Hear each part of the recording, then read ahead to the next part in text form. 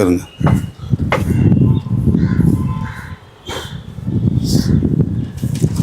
காலையிலேருந்து அவங்க வேலை செய்யறதுக்கு இது ஒரு வருஷமா நாங்கள் சேர்த்து வச்சு போதுறதுக்கு அந்த ஒரு சின்ன இந்த பாருங்க, இதுதான் இவங்க வந்து